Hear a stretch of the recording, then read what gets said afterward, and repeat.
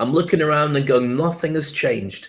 Not one thing has changed. If anything, then we've got better ways of spreading the word about bad things happening, but nobody feels that they have to change it. And I hope that's the thing, that at the end of this show and at the end of Wednesday's show, and when we dig down into Fast Forward on Thursday, and we're joined by James Dentley, we're able to find at least some kind of roadmap, some kind of solution, and if nothing else, a way of venting the pain and the anguish of everybody who feels what we're feeling. And if you're feeling a little bit screamy and a little bit uncomfortable and you're thinking I should really switch off because this is not for me, that's why you've got to watch this show, because it is for you. And shame on you if you can't handle it, because I don't want to talk about this. I'd rather we talked about the virus, or we talked about comedy things, and we showed Instagram jokes, and we did other stuff. But if I don't talk about this and Ernesto and I don't mention it, it doesn't get done. And these conversations have to happen because so many people in a position of influence are just going, la, la, la, la, la, it might affect my brand. John Boyega, British guys in his early 20s, you'll recognize him for being the black guy in Star Wars. So the guy, sorry, he was two black guys, and he said, Black Lives Matter is not all lives matter. He said, Black Lives Matter is about black people. All lives matter is white people trying to become, trying to change the narrative.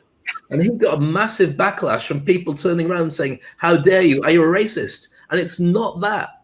So what happened was he didn't drop the ball on this. He kept pushing it. And he said, I don't care if I lose my job. I don't care if I don't get any work again. And the guy is a really top actor. He's like, if you can imagine a young black Burt Reynolds, if you want to imagine what the character and the personality and the presence of this guy is on stage and his humor and everything. So he carried on doing it. And the world has stood by and watched. And then he went to, I think it was Hyde Park, to join a protest. And he went on stage. And he said what he thought.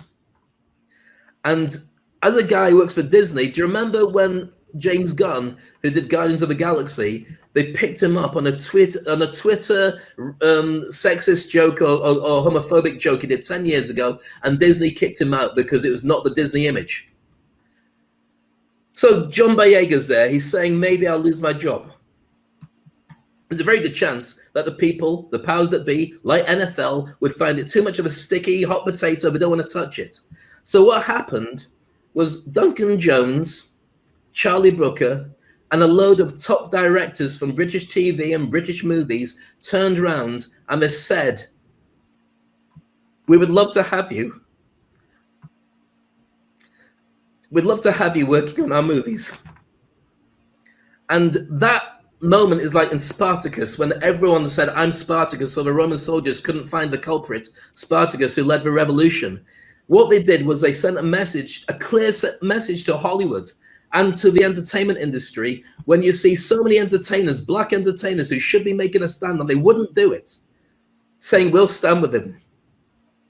And then Star Wars and Lucasfilm and Disney turned around and they made a big deal about John Boyega, saying that they would stand with him. And I'm not convinced they would have done it if it hadn't been that they saw everyone else moving forward and protecting John Boyega. So this is how it starts.